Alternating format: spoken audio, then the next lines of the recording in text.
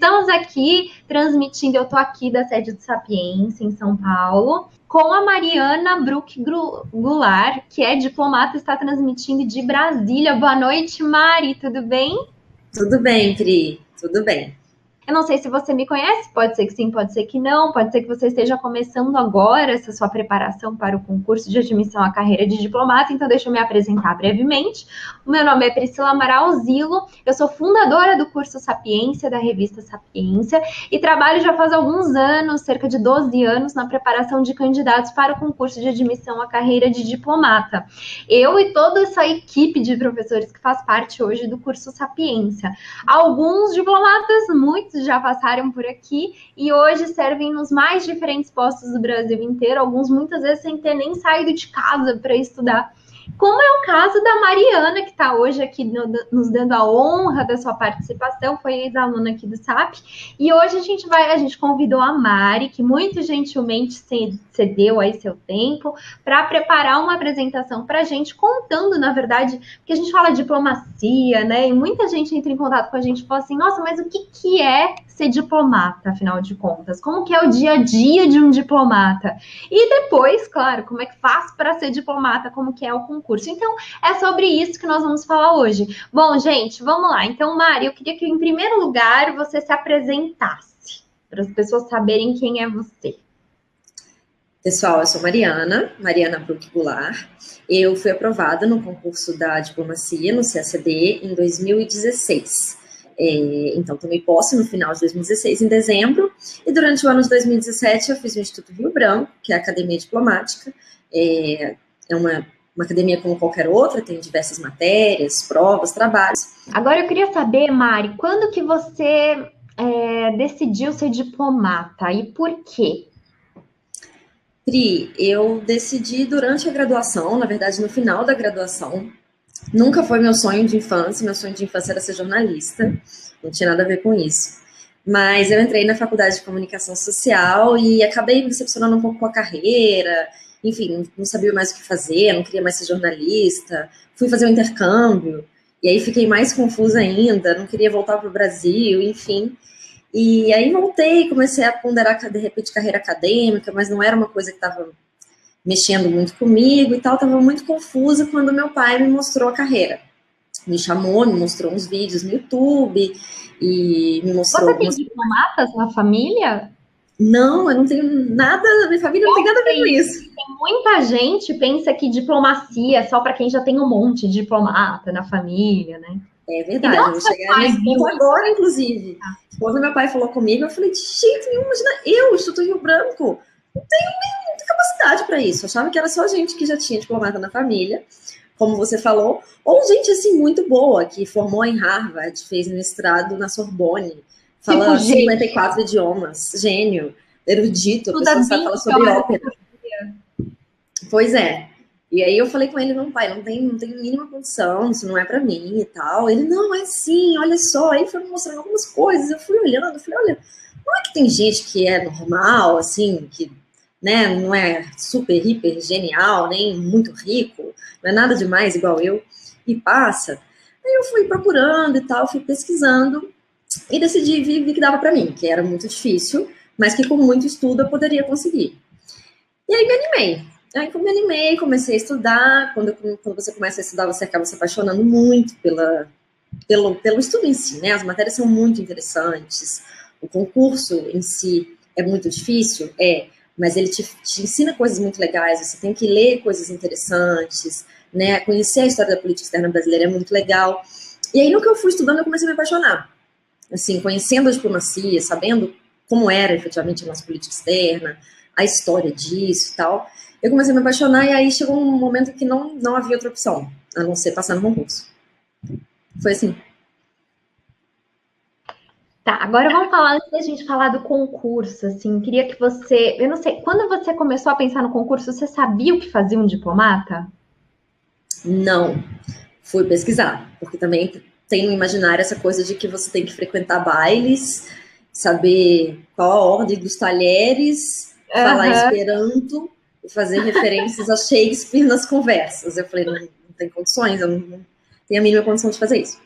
Fui pesquisar e, de fato, assim, não tem nada a ver com isso. Isso é uma ideia que caiu há muito tempo já. E vi que era uma carreira muito interessante, mas que era uma carreira pública como qualquer outra, né?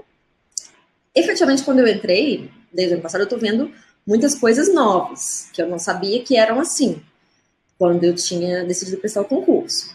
Mas o básico mesmo, né? Por exemplo, o fato de que um diplomata trata grandes temas da política externa, representa o seu país no exterior, presta assistência consular à população brasileira que vive no exterior, trabalha aqui em coordenação com outros ministérios, com outros órgãos, na formulação dessa política externa. Isso tudo eu aprendi, né, durante a preparação, no momento que eu tomei a decisão.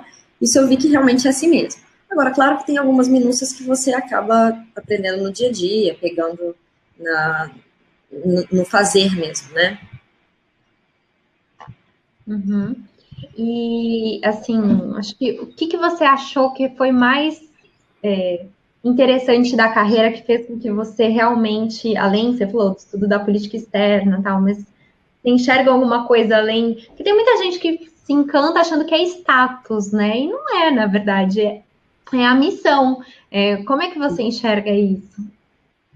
Eu enxergo muito desse jeito que você falou, né? É a missão, mais do que o salário, mais do que o cargo. É um cargo de prestígio? É claro. É um cargo que te empodera? Claro, você trata com temas muito, muito sensíveis, né? Você circula em ambientes de pessoas que tomam decisões muito sérias. Então, sim, existe essa questão do status. Mas o que sempre me atraiu não foi isso. Sempre foi mais a questão dos valores mesmo, assim. Eu acho que é bacana você trabalhar promovendo os princípios da política externa brasileira no exterior. São princípios que eu acredito muito. Então, isso é a minha motivação, aquilo que me inspira. Aquilo que todos os dias eu acordo e falo, não, peraí, eu vou lá e vai ser legal, porque essa carreira é bacana por causa disso. Essa realização pessoal. Teve uma pergunta aqui muito boa, que é assim, eu vou até achar para colocar na tela. Como o trabalho da carreira de diplomata é muito atrás, é muito burocrático? Achei aqui uma pergunta do João. Olá, João Carlos de Vitória, Espírito Santo. Um abraço para você, João Carlos. Minha grande dúvida é se a carreira diplomática é muito burocrática, é ficar atrás de uma mesa quase o tempo todo ou há uma certa dinâmica? É uma pergunta muito boa, Pri. Muita gente chega lá sem saber a resposta dela. É importante você estar alinhado com a resposta dessa pergunta desde o início da preparação. Você é um servidor público quando você é diplomata. Então, é uma carreira burocrática como qualquer outra. O diferencial da carreira é que ela tem, sim, uma parte que é bastante dinâmica. Por exemplo, você vai ficar sentado atrás de uma mesa, mexendo no computador, despachando, né, fazendo telegrama, fazendo minuta de mensagem oficial, enfim. Mas dentro, você não vai ficar nessa mesma mesa todos os anos da sua carreira. A carreira é muito dinâmica por um outro lado, que é, por exemplo, é muito raro alguém que fica só em um tema durante toda a carreira. Então, eu posso estar trabalhando hoje com defesa comercial, mas daqui a 3 anos eu posso ser removida para IEA, para cuidar de temas de energia nuclear, energia atômica. E depois eu posso ir para a CPLP, cuidar de países de língua portuguesa. Depois eu posso voltar e trabalhar na divisão de África. Então, dentro da carreira, ao longo da perspectiva, ao longo da sua progressão, você muda muito facilmente de temas, de regiões. Isso é muito interessante. Mas é claro que você vai estar, na maior parte do tempo, atrás de uma mesa. Você vai estar fazendo relatórios, você vai estar despachando com o seu chefe, você vai estar fazendo reuniões. Essas reuniões, muitas vezes, elas têm temas interessantes. Você vai produzir telegramas, produzir informações sobre temas muito sensíveis, sobre temas interessantes. Mas, ainda assim, você vai estar sentado atrás de uma mesa, fazendo alguma coisa. Então, sim, existe uma parte bastante burocrática, mas não é a carreira mais burocrática do mundo. Tampouco é uma carreira engessada em termos de rotina. O diplomata nunca tem a mesma rotina. Ele está hoje em Montevidéu, amanhã ele está em Malabo, depois ele volta para cá, para Brasília, para trabalhar com um tema que não tinha nada a ver com o que ele estava fazendo antes. Então, nesse ponto, existe uma dinâmica muito interessante. E assim, o mais interessante é que, em virtude dessa diversidade, inclusive, de funções, porque você pode cair em postos muito diferentes, Inclusive, Itamaraty aceita na hora de, não sei se você sabe, você que está assistindo, mas você pode ser formado em qualquer área, então qualquer ensino superior já lhe deixa apto a prestar o concurso de admissão à carreira de diplomata. Então, o caso da Mari, por exemplo, é formada em comunicação social. Mas por que eu tô falando isso? Muita gente fala assim, mas eu fiz, sei lá, eu fiz uma faculdade de educação física, às vezes, né? A gente tem aí uma história de físico nuclear, que hoje está no Itamaraty, e porque foge um pouquinho daquela regra que as pessoas pensam, que não fez direito, não fez relações internacionais, então eu não tô lá. Não, então assim, o Itamaraty, ele até, acredito eu, né, Mari, que tem já essa política de aceitar várias formações, ou seja, qualquer formação basta, justamente para trazer essa diversidade de dons, tendo em vista a dinâmica das atividades. Veja que é um pensamento de trás para frente, né, Mari? Exatamente, Pri. O concurso tem uma infinidade de temas, porque, na verdade, ele quer selecionar pessoas que vão ser bons generalistas. Bons e boas generalistas. O diplomata brasileiro, ele não é um especialista, ele é um generalista. Ele entende de muitas coisas e ele circula muito bem, transita muito bem entre todos esses temas. Então, não é porque hoje eu estou trabalhando com defesa comercial, por exemplo, que amanhã eu vou estar trabalhando com OCDE, com outro tema dentro da OMC. Não. Eu posso estar amanhã na divisão de África Setentrional, na divisão de Ásia Central, entende? Então, é bem diverso nesse sentido. Uhum. Olha, eu vou mandar um beijo para o Pará, a pedido da Miriam. Um beijo. Mari, você é da onde? Eu sou de Minas. Minas Gerais, de fora. Um pezinho no Rio, mas é Minas. Pronto, tem pessoas perguntando aqui, da onde que vem esse sotaque da Mari? É uma mistura. Mari, você começou a estudar logo em seguida a graduação? Como é que você fez? Pri, nesse momento que eu falei que eu queria... Como é que foi a sua trajetória acadêmica até o Itamaraty? Nesse momento que eu decidi que eu queria prestar o concurso, eu estava no final da minha graduação. E estava com as voltas com monografia, tentar terminar todas as matérias a tempo, como eu fiz intercâmbio, eu queria formar com a minha turma. Então, essa era a minha prioridade, concluir a graduação.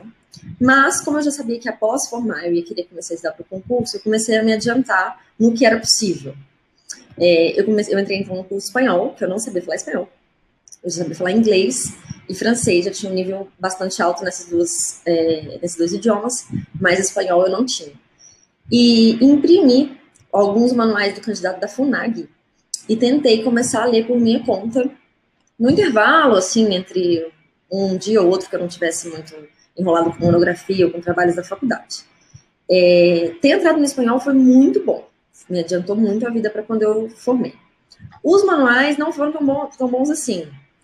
Não porque eles não sejam bons, mas, por exemplo, eu imprimi na época de economia, que eu não sabia nada de economia, e falei, vou ler isso aqui para eu pegar uma introdução. O manual de economia estava muito defasado, assim, o de hoje é muito bom, inclusive, recomendo, o atual. Mas o da época acabou não sendo tão bom, eu também não tinha muito tempo para me dedicar àquilo, para ler, fichar e tal, então era uma coisa assim, eu pegava, lia um pouco, daqui a 2 semanas eu ia ler de novo, então não deu essa continuidade. Essa parte eu não consegui adiantar muito a minha vida, não. Mas na parte do espanhol, sim. Também voltei para o inglês e para o francês assim que eu decidi. Então, eu já tinha um nível alto, mas voltei, não para cursinho específico para o concurso, sim um professor e uma professora que tinham lá em Juiz de Fora, para manter um nível bom de redação e leitura. E aí, assim que eu formei, eu fui para Belo Horizonte, eu sou de Juiz de Fora, Minas Gerais, e meu pai mora em Belo Horizonte. Então, eu fui para lá, assim que eu formei em setembro de 2013. E meu plano era em janeiro de 2014 vir para Brasília. Na época, ainda era muito novo essa coisa de curso online, curso telepresencial e tal. E eu achei que eu deveria vir para cá, para fazer cursinho presencial aqui. E meu plano era esse, era em setembro ir para BH, ficar com meu pai de setembro até dezembro de 2013, estudando num cursinho telepresencial lá. E depois, em janeiro, vir para cá, e estudar aqui, morar aqui sozinha e tal. Só que aí eu vi que a realidade não era bem assim. Eu comecei a me dar muito bem com o curso telepresencial, que era uma coisa que eu tinha um pouco de preconceito e tal. Mas, meu Deus, eu não vou estar lá com o professor, eu não vou poder levantar o dedo, Para tirar você, uma para dúvida. a Telecurso 2000, tinha aquela coisa de a qualidade é inferior. Exatamente. Eu não vou enxergar o que ele está escrevendo no quadro, numa televisão pequenininha. Então, achava que nunca ia conseguir passar com isso. Precisava de estar com o professor cara a cara. E foi exatamente o contrário, assim, a experiência foi ótima. Logo depois começou muito forte as coisas de curso online. E aí eu me apaixonei pelo curso online, assim, é uma coisa, nossa, eu acho maravilhoso. Você pode pausar, você pode pausar a hora que você quiser, ir ao banheiro. Por você não entendeu o que o professor falou, você volta. Não tem gente chata fazendo pergunta, porque tem um pessoal que faz pergunta boa, mas tem um pessoal que faz uma pergunta, que só a pergunta do cara demora 20 minutos, só a introdução. Não, porque eu li no livro, aí conta que leu o livro, quer mostrar que leu, quer não sei o que lá. Aquilo me irritava. Quer saber mais do professor. Nossa, aquilo me irritava. Aí, no online, você não tem nenhum aluno chato para trabalhar, pode voltar quando você quiser. Ah, eu tinha muita dúvida também, né? Muito receio também em relação à interação. Tipo assim, eu tenho uma dúvida. Como é que eu vou tirar essa dúvida com o professor? E aí eu comecei a ver que existem esses canais, né? No próprio Sapiência existe, você manda a dúvida, responde, né? Tem X dias para te responder, por escrito e tal, blá, blá, blá. Então, assim, foi uma experiência ótima. Eu acabei nunca vindo para Brasília, vim para tomar posse. E acabei ficando esses 3 anos em Belo Horizonte e consegui minha aprovação desse modo, sem ter feito cursinho presencial.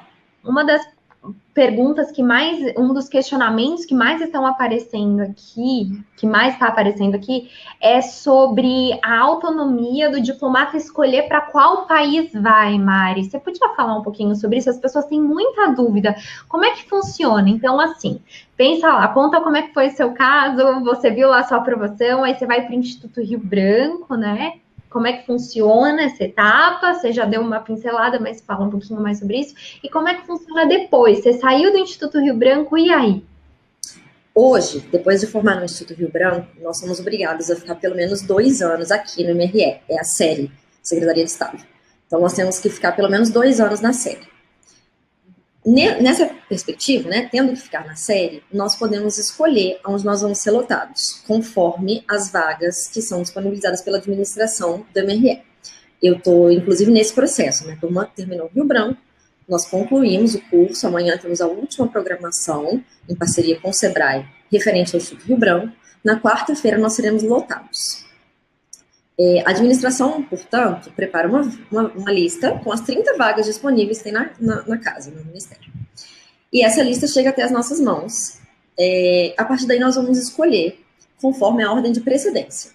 A ordem de precedência é uma média ponderada da nota do concurso com a nota do curso de formação. O curso do Instituto Rio Branco é um curso como qualquer outro. Tem prova, tem trabalho, tem chamada, tem tudo. Parece estar de volta na faculdade.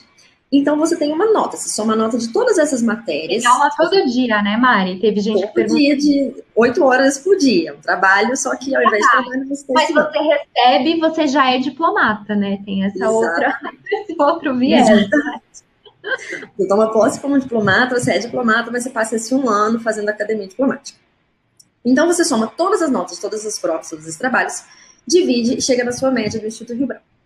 Aí você pondera 75% dessa nota em 25% da nota do concurso.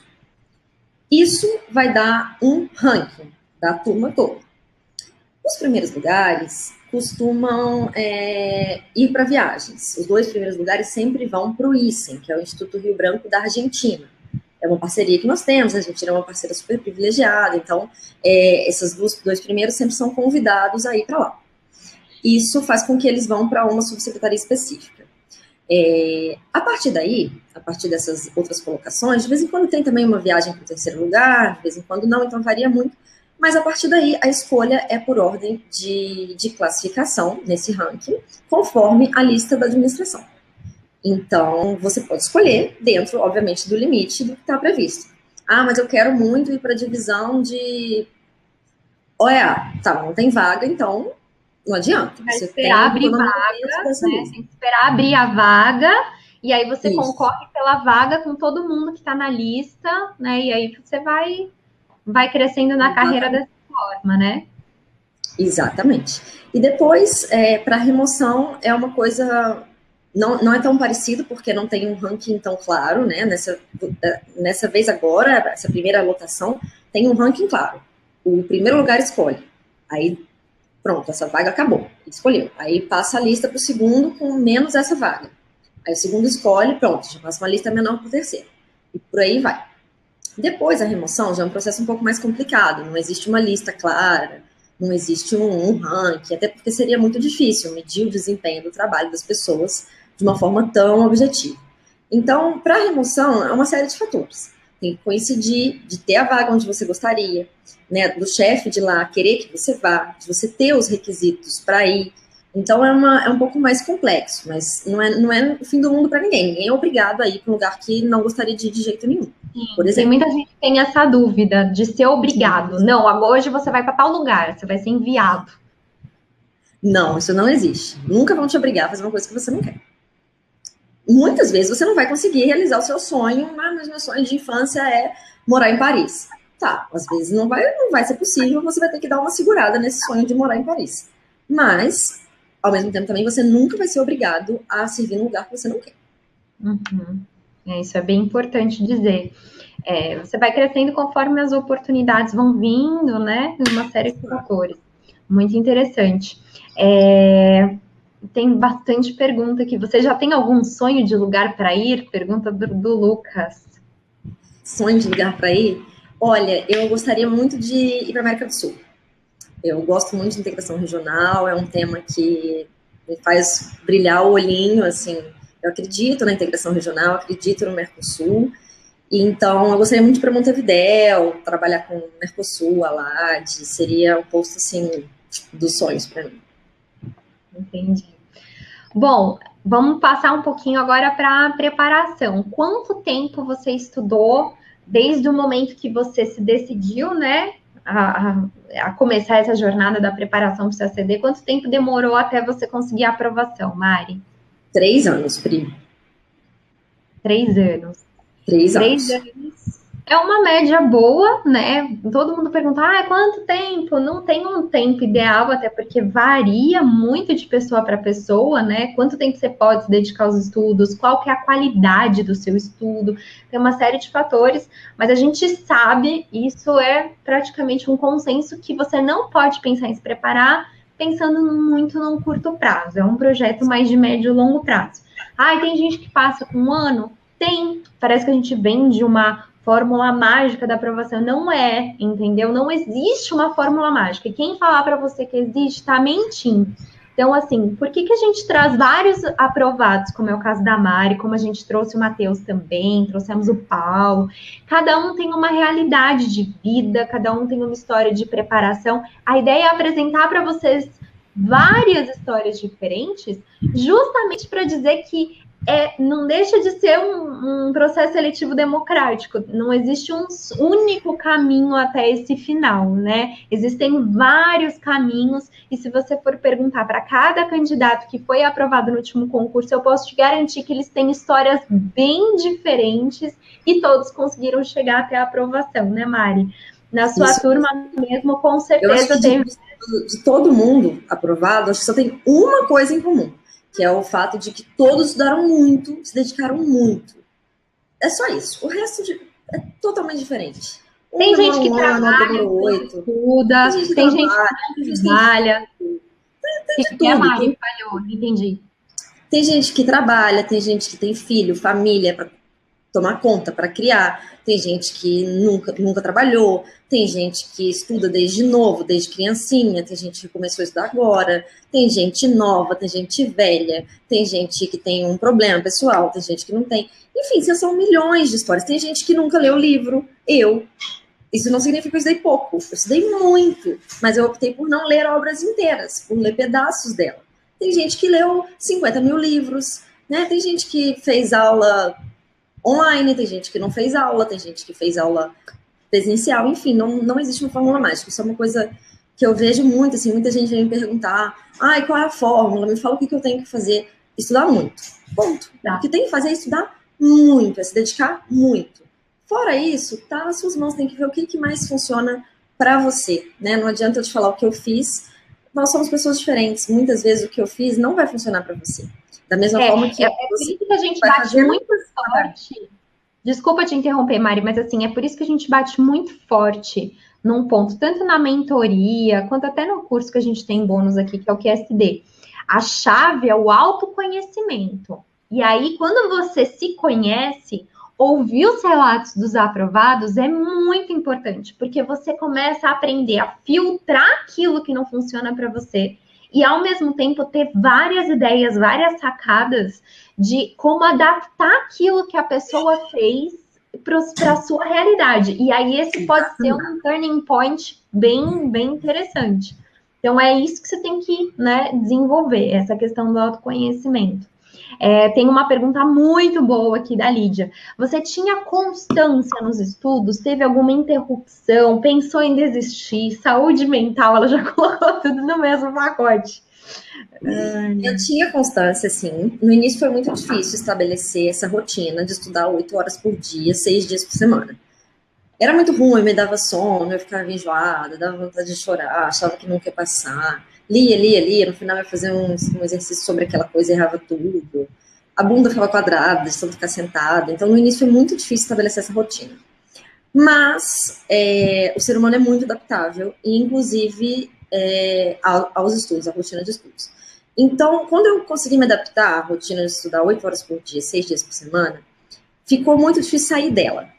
Por exemplo, feriado, ou logo depois de prova, terminou a terceira fase, acabou, vamos dar aquela descansada enorme para depois ver se não passava, vamos estudar mais e tal, blá, blá. Era super difícil não fazer nada. Passar, assim, uma semana sem estudar. Porque o corpo estava acostumado, a cabeça estava acostumada, ficou dificílimo sair dessa rotina. Então, a inércia. Quando você está parada, é muito difícil você começar a estudar, criar o seu ritmo e ter a sua rotina. Mas depois que vai, é difícil sair dela, é difícil ficar parado de novo. Então, eu tinha constância, sim, foi um pouco difícil estabelecer essa constância no início, mas a partir do momento que ela foi estabelecida, foi super tranquilo mantê-la. Agora, se eu tive problema nos estudos, claro. Tive problema de saúde durante os estudos, claro. Problema de autoconfiança, lógico. Eu surtei 2 vezes. Teve uma vez que eu acordei e não conseguia mais abrir a boca. Não abria a boca, fiquei falando só assim. Não abria de jeito nenhum. E aí eu fui no dentista, eu fiz um tanto de coisa para descobrir que isso aqui travou, de tanto que eu mordi de tensão enquanto eu estava dormindo. Eu tinha muito problema de insônia, eu era muito tensa. Então, assim, essa foi a minha primeira surtada. Quando eu acordei, não conseguia abrir a boca.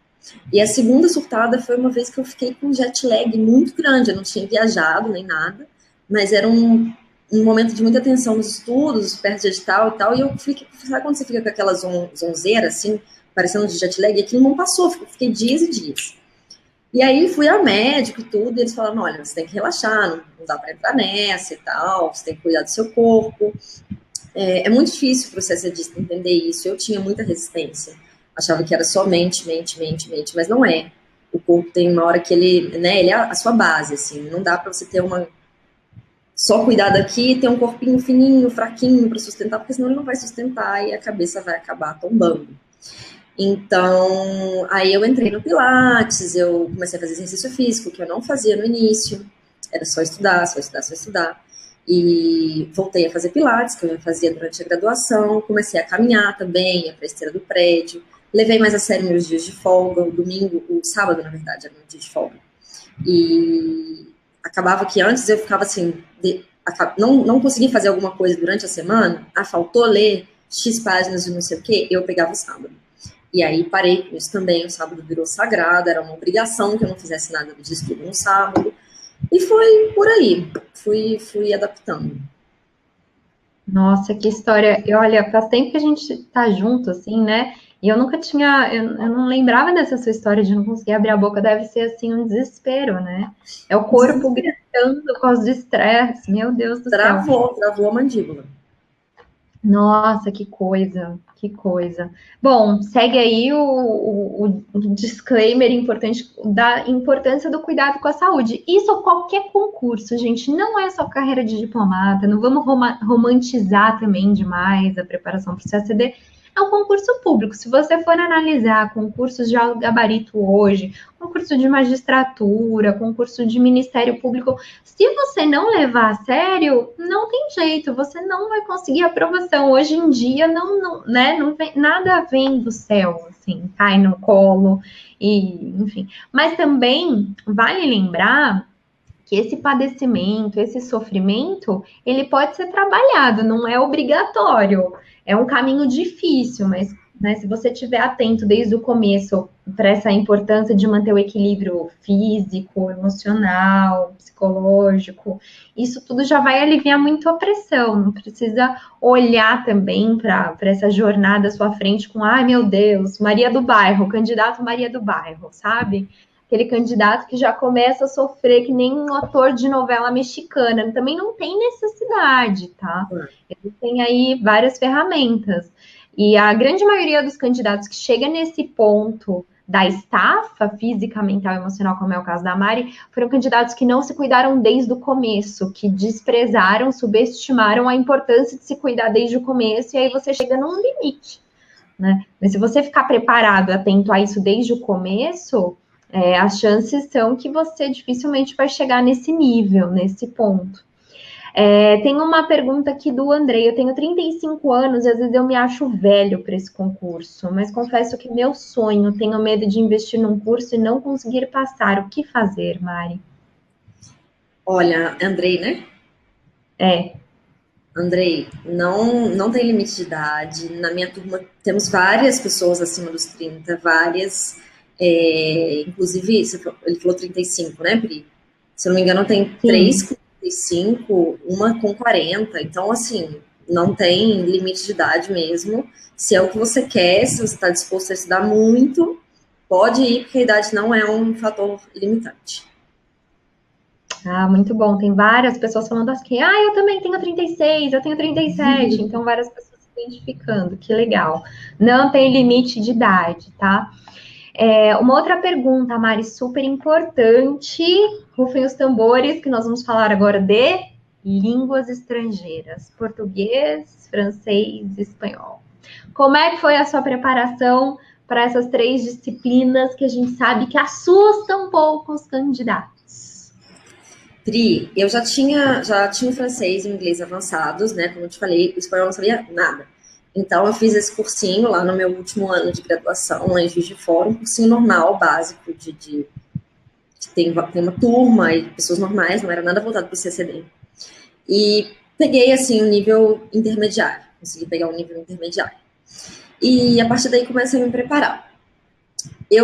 Nos 2 primeiros anos de preparação, eu só estudei o inglês. Eu não estudava francês e espanhol. Eu achava, quando eu chegar perto dessa prova, quando eu tiver avançado bastante para fazer essa prova, eu estudo, eu dou um jeito, eu me viro. Acabou que eu passei no TPS em 2015, e quando você passa no TPS, a TPS é a primeira fase, no caso. A distância dessa primeira fase, objetiva, que não cai francês e espanhol, para a prova discursiva, para as provas discursivas, que incluem francês e espanhol, em termos de tempo, é uma distância pequena, são alguns meses. E eu falei, durante esses meses eu dou uma estudada aí em francês e espanhol, vejo mais ou menos como é que foram as últimas provas, leio uns artigos, ficho um pouquinho de vocabulário, relembro gramática e vou para a prova. Eu acabei indo super, super mal. Foi a minha pior nota, que me derrubou mesmo em 2015, primeira vez que eu tinha passado no TPS, porque esse estudo não basta para as línguas estrangeiras, francês e espanhol. Hoje, então, que a prova é discursiva, tende a continuar sendo, né? No meu ano ela foi objetiva, ano passado ela foi discursiva, acho que a tendência é manter discursiva. Menos ainda, né? Com esse modelo de prova discursiva, menos ainda dá para você ter uma preparação super reduzida de poucos meses, ainda mais assim, focando completamente em outras disciplinas e usando um pouquinho do tempo para francês e espanhol. Realmente não dá. É uma coisa na qual você tem que investir, ter uma preparação de longo prazo, com professores especializados, de preferência. Meu desempenho foi, assim, de 0 a 10 quando eu passei a ter professores especializados na prova do concurso. É uma coisa que a gente geralmente comenta, né? Assim, você não tem que falar em inglês, você não tem que falar espanhol. Você tem que falar o inglês da banca, o espanhol da banca. Algumas bancas são mais idiosincráticas que outras, e as de línguas são as mais de todas. Então, línguas é realmente isso, assim, uma preparação de longo prazo, uma preparação intensiva, né, extensiva, mas intensa, e preferencialmente com pessoas especializadas nessa prova. Sim, mas vale lembrar que, de novo, né, não querendo impor uma régua, porque métricas são muito difíceis de lidar nesse concurso, respeitando o perfil de cada um. Mas esse período de aprovação, de preparação da Mari, por exemplo, de 3 anos, é mais do que suficiente, segundo os professores de línguas, para você conseguir adaptar aí a sua preparação para conseguir ser aprovada numa prova de línguas, tá? Então, como a Mariana falou, não cai francês, cai francês do ponto de vista da banca. Para você conseguir fazer a prova, não significa que você vai ser proficiente, vai falar de forma fluente a língua em 3 anos de estudos. Mas se você começar do zero em 3 anos você consegue fazer uma prova com consistência quando você chegar nessa fase do concurso. Dá tempo de se preparar, né, Mari? Em teoria, exatamente. Você falou muito importante.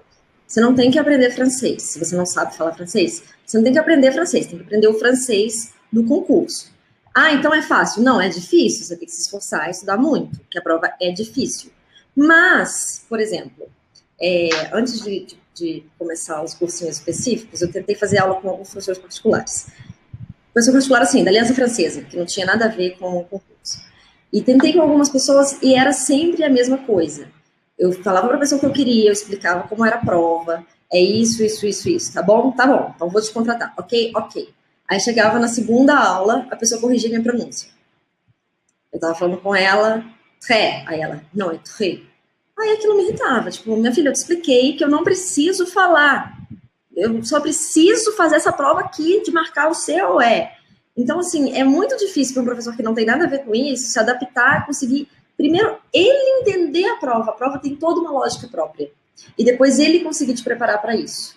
Então, se você não sabe o idioma ainda, dá para começar, é completamente plausível aprender ele do zero, mas foca nisso, foca em aprender ele para passar no concurso. Ah, mas o sonho da minha vida é falar francês. Tá bom, depois que você passar, você faz um curso, faz um intercâmbio, faz alguma coisa. Mas agora, se é o seu objetivo, tenta focar na prova, no francês, no espanhol, no inglês, da prova.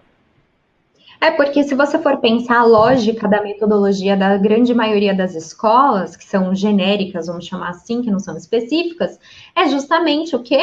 Comunicação verbal, né? Que é o que não cai, que é uma habilidade que não cai no concurso. Exatamente. Então, não adianta você focar nisso se não cai no concurso. Eu costumo dizer para os alunos aqui que a gente tem de coaching, de mentoria, que você precisa aprender a encarar o estudo das línguas como se fosse estudo, sei lá, de economia. Vamos supor que você nunca estudou economia na sua vida. Você não vai começar do zero? Você não espera que em 2 anos, 3 anos, você esteja bom para fazer uma prova e conseguir a aprovação? É a mesma coisa, da mesma forma que você tem que encarar o estudo das línguas. Você vai ter que estudar da mesma forma. É uma matéria como qualquer outra a ser aprendida. Dá para aprender e vai precisar de suor. Assim como todas as matérias que caem no concurso, né? Igualzinho a todas as matérias que caem no concurso. A Fabiana está perguntando aqui, ó, sou de Limeira. Oi, Fabiana, um abraço para Limeira. Quero saber do salário depois que entra. Qual que é o salário quando entra e como é que o salário aumenta e se tem benefícios? Vamos falar da parte de uma parte que conta. Parte que conta, com certeza. O salário atual de terceiro secretário é 18 e alguma coisa, bruto. Líquido é um pouquinho menos, é em torno de 13. E ano que vem tá para ter um aumento de 1.000, o que eu não sei quanto é que dá líquido, mas tá para ter um aumento de 1.000 bruto, por causa de uma medida provisória que foi do ano retrasado. Então, quando eu entrei, aumentou 1.000, esse ano 1.000 e ano que vem mais 1.000. É um aumento de 3.000 parcelado, né, seriado. Agora, existe diferença salarial entre carreiras, né? Existe uma diferença salarial grande entre quem está fora do Brasil e quem está no Brasil. Existe diferença salarial entre pessoas que têm nível de chefia, que têm um cargo de confiança, toda uma série de fatores que influenciam no salário de cada um. Então, eu recomendo dar uma entrada, de repente, no portal da transparência, ou sei lá, dar uma lida nessa medida provisória que saiu, para você ter a noção completa do salário de cada um, em cada carreira e tal. Sim, você tem ali mas existe um crescimento, né? E a depender se você está fora ou não, se tem uns benefícios ou outros, enfim. Mari, vamos falar da sua preparação. Como é que era o seu dia a dia de estudo? Você acordava e decidiu que ia estudar na hora, ou você tinha um planejamento? Como é que era? Eu era doida do planejamento.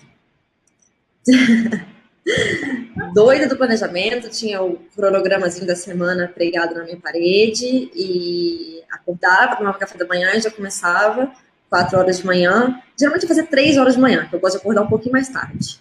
Então, era 3 de manhã, 4 da tarde e 1 de noite. Tinha dia que se invertia, às vezes eu queria dormir um pouquinho mais, queria tirar um cochilo depois do almoço, mas nunca deixava de fazer as 8 horas do dia. Sempre tentei alternar as matérias no mesmo dia. E dentro das matérias, alternar os assuntos. Então, por exemplo, tem gente que estuda o dia inteiro de história geral. E no dia seguinte, o dia inteiro de economia. No dia seguinte, o dia inteiro de direito. Eu optei por não fazer isso. Achei que podia ficar muito maçante e a produtividade ia acabar sendo baixa se eu visse uma matéria por dia. E acabou que eu percebi que no concurso é muito necessário, é muito bom que haja uma perspectiva muito multidisciplinar por parte do aluno. Assim, as matérias acabam dialogando muito. E no próprio TPS, por exemplo, que é uma prova com 100 questões de várias disciplinas ao mesmo tempo, e dentro de cada uma dessas disciplinas, cada uma de um tema diferente. Você tem muito pouco tempo para ler a assertiva e pensar o que você vai marcar. Então, eu acabei percebendo que foi bom ter estudado dessa forma muito diversificada, mesclando muitos temas, sem uma linha temporal muito clara do que eu estava fazendo, porque numa prova como essa, por exemplo, de TPS, o seu cérebro precisa acessar informações completamente diferentes, num intervalo de tempo muito pequeno, num nível de profundidade muito alto. Ele precisa de acessar o detalhe daquele pontinho do edital de História Mundial, e em 2 segundos depois ele precisa de acessar o detalhe daquele outro pontinho do edital de Direito. Então, esse treinamento acabou sendo bom por causa disso. Assim, eu nunca peguei para fazer o edital completo de IPI durante um mês. E depois o edital completo. Era sempre muito mesclado, sempre tentava colocar o máximo de matérias possível, fechando uma semana, tendo visto todas as matérias. Bom, você estava falando do seu dia a dia, né? E quando você chegava na prova, você ficava nervosa? Como é que você lidava com essa ansiedade no dia da prova? Não, eu ficava ansiosa, obviamente. No TPS de 2016, a primeira fase de 2016, eu fui virada. Sem querer, eu queria ter dormido, mas eu realmente não consegui. Então, eu tinha muita ansiedade prévia, sobretudo na insônia. Minha ansiedade sempre pegava muito na insônia. Dormia muito mal em época digital, dormia muito mal em véspera de prova e tudo. Mas na hora, não. Na hora, obviamente, estava nervosa, obviamente, estava ansiosa, mas eu conseguia filtrar, focar no que eu estava fazendo e usar toda aquela adrenalina da ansiedade para me deixar ali, dando sangue ali na prova, lendo cada questão e pensando em cima de cada questão com o máximo de eficácia possível, dando toda a minha energia para aquilo ali. Então, na hora de fazer a prova, o estresse, a ansiedade nunca foi um limitador, pelo contrário, era o que me deixava com sangue no olho. Mas previamente a isso, sim, eu ficava bastante ansiosa. Legal. Tenho aqui uma pergunta da Ana, super comum. Na prática, existe problema em ter tatuagens visíveis?